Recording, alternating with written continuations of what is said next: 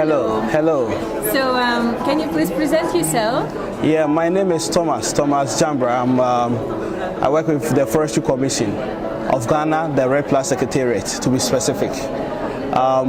We've been engaging in Red Plus process for the last 10 years, and that's basically what we've been doing. Red Plus is basically a global mechanism, as you already know, that has come up to incentivize tropical forest countries, and Ghana has been engaging in the process since 2008. So this year, 2018, is the 10th year so far. Okay, so is it right that Ghana is benefiting from the RED program in framework of UNFCCC? Okay, I would imagine that Ghana wouldn't go into a program without benefiting from it. So we've sat down and analyzed, and we've come to the conclusion that RED Plus is good for the country. That's one thing. But secondly, it doesn't mean that it hasn't come with challenges. So let me go to the basics. You know, RED Plus is basically in three phases. We have the readiness phase, where countries are expected to put in the right environmental structures.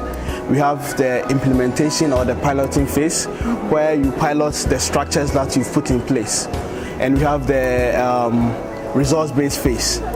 Having said that, all these three phases can happen concurrently around the same time. Because in the case of Ghana, even though we are about exiting or transitioning into the resource-based phase, we are still doing the piloting phase. Okay. That is in the form of what we call Forest Investment Program of the World Bank, being sponsored by the World Bank and the African Development Banks. So this is where we've got into. Now, as we transition into the resource base, right, that is where Ghana, as we've signed on to RED, we have to prove that indeed we are serious as a country with RED. RED is basically trying to help countries streamline their already existing forest structures. Okay. So that's the bottom line, and that's where we come in with the equitable distribution of whatever benefit that RED presents. Okay. So in the readiness phase, as part of the structures you put in place, you need to put in what we call a benefit sharing plan.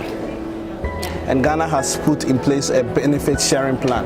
And I think you can look up for that on the FCPF website, Forest Carbon Partnership Facility website of the World Bank. You find Ghana's benefit sharing plan that is posted there, and you can have access to that. Can you just please explain in a few words what is this plan about? Exactly. So the plan is basically tells us whatever benefit that we receive during the resource-based phase, how we are going to equitably share the benefits.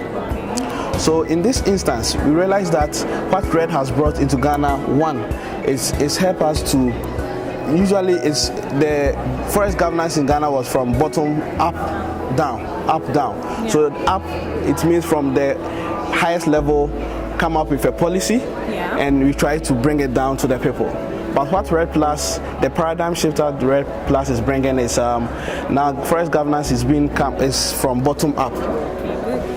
We've realized that if we don't cooperate with people within the communities to undertake the activities, we cannot be successful. And this is not the business as usual approach.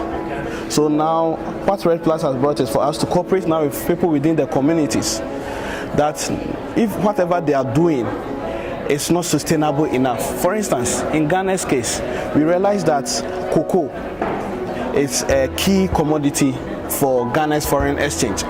But the way we cultivate cocoa in Ghana, we've realized that, and based on analysis of drivers of deforestation and forest degradation, we've realized that it's not sustainable. And if care is not taken, when climate change effects come, cocoa would not be harvested in Ghana in about 30 years' time. But this will not help the country as a whole. So what we are trying to do is to communicate that to the farmers who undertake this, that we need to go about it in a different way. One, we don't need to extend into the forest reserves that are already existing. And two, we need to incorporate trees on our farms, so that we can have the right microclimate for the cocoa to thrive well. And this is what we are preaching, even what is one of the programs that we have under the Red Plus in Ghana. So coming back to the benefits that would come, we've engaged with the communities that Red Plus is coming, and if we do it well, we are going to get X benefits from Red Plus. But we don't normally stress on the benefit that will come from outside. We stress on the benefit that the farmers themselves would get. Yes. So when we go around, the first question that the farmers ask, how would that benefit us personally? Exactly. So this is what we inform them. When you undertake these activities, for instance, your yield will increase. In Ghana, I was giving an example of cocoa. Cocoa yield per kilogram per hectare could increase to around 1,003 to 1,005. But now the average farmer gets 350 to 450, which is not very good. So if we are coming in with a practice that will help you increase your yield from 350 to about 1,000 to 1,005 kilograms per hectare, you see the quantum. So that is your personal benefit as a farmer. And that's what we stress on. The benefit that comes from outside, we believe, is only, as my colleague normally says, the icing on the cake.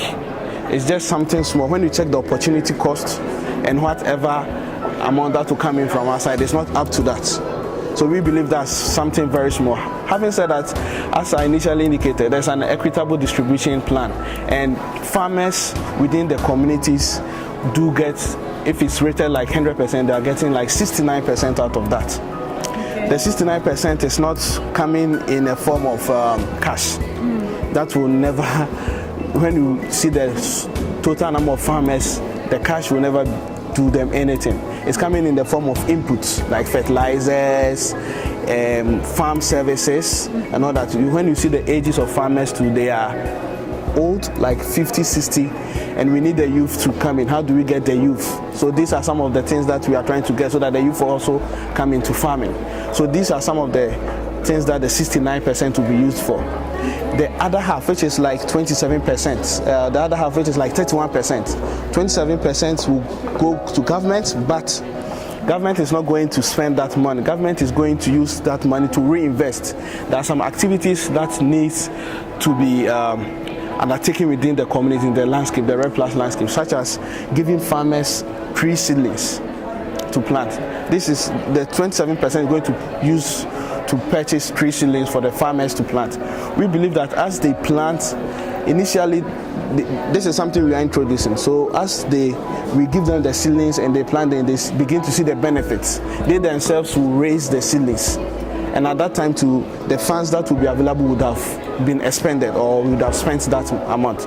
So at this initial stage, government intends using that 27% to invest and also to undertake law enforcement, to enhance law enforcement. I think government has slept over its job to enhance law enforcement, because when we say the yield will increase, people will now say, oh, if this small area, for instance, it may be 2 hectares, I'm getting now 1,005 per hectare. It used to be 350. See the quantum, the increment now, right? Almost 900 increments, there about 900,000 increments. And they would like to even extend further and get more. So government would have to intensify its protection of the forest reserves and the forest areas.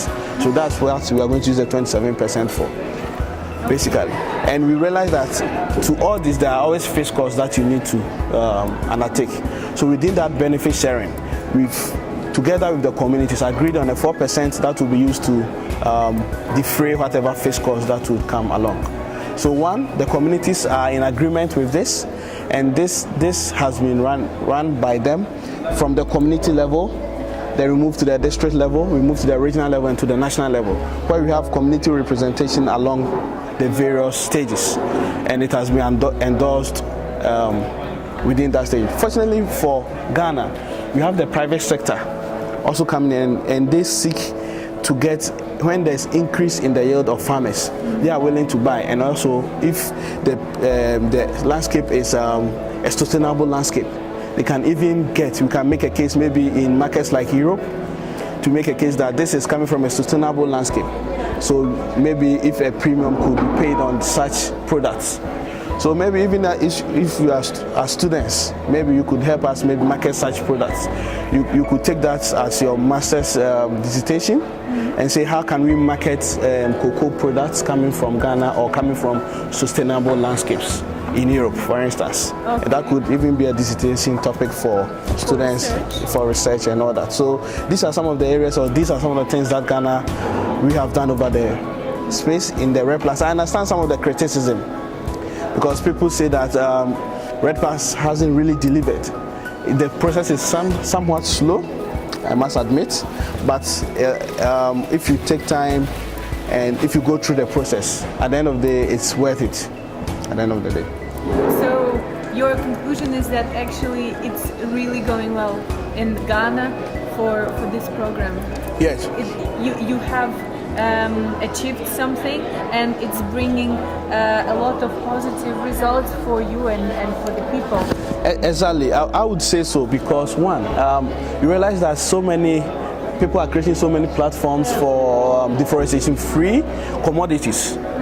And when you come, in the case of Ghana, these things have been thought of during the Red Plus process. So we have Tropical and Forest Alliance 2020, that's TFA 2020. We have Cocoa Forest Initiative, which are all coming on board. But when you come in the case of Ghana, the Red Plus process has helped us to undertake some of these initiatives already. So when such people come in, we see that they only complement what we've done so far in the country, and this as a result of the Red Plus process. Okay, I hope it really will continue in this way, and that it will develop in even bigger results, and that you will be able to preserve the forest, because it's important both for the community and for biodiversity, because I'm sure that you have a lot of biodiversity in your forest. And yes, so good luck in okay, your work. Thank you. Thank you very much. I believe that this will continue. We've come that far. It's been 10 years of hard work, and no one throws 10 years of hard work away. And it's been 10 years of engaging the communities, and no one throws 10 years of engaging communities away. It's been 10 years of getting things to start from the bottom up, and no one throws such hard effort away. So I believe that even as we go forward, there will be mistakes on the way, but since we've made mistakes and we've learned from it, we are ready to learn from such mistakes. Okay. So thank you very much.